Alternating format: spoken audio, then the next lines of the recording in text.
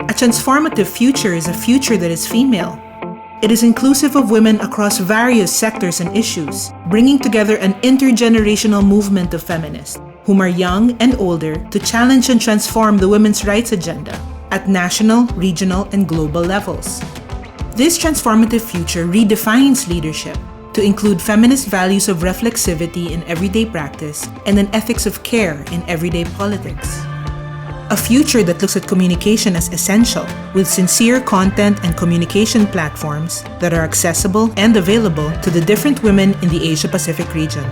A future that carries a feminist power analysis with a politics of redistribution. A future that critically builds on the different waves of feminist practice across time, cultures, and contexts, taking into consideration the intersections of political influence, economic privilege, racial hierarchies, sexual norms, and social disparities. The idea of a future that is female and where leadership is collective and transformative was elevated in a dialogue of feminists from the Asia-Pacific region gathered in Miriam College, Philippines on January 28 to 29, 2019.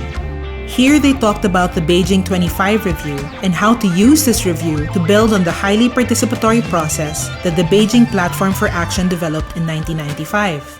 The women in the group sought to strengthen women's movements in the region, particularly with the engagement of the younger generation. The gathering ushered in ideas for a future that is female and where leadership is collective and transformative. The women and organizations from the region are aware that there are real threats that include the rise of conservatism and authoritarian governments that are hostile to new thinking, who silence women's voices, who have used the existing pandemic as an opportunity to be more repressive and oppressive of freedoms. The gains made since Beijing are threatened.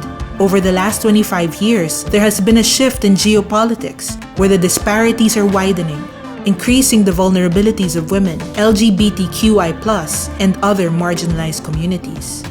Yet, just as there are threats, there are opportunities that make a transformative agenda possible. Younger feminists are entering the debates and advocacy. They bring new voices, ideas, and new social movement partnerships that are challenging how society views women's issues and rights.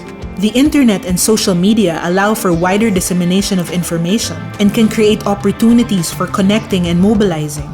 This has led to new forms of protest and public debates, thereby forming solidarity across the region. These new connections bring about new discussions, points of convergence, and analysis that repoliticize women's human rights. Feminist leadership in the Asia-Pacific region is evolving as a community of practice, ushering a future that is female.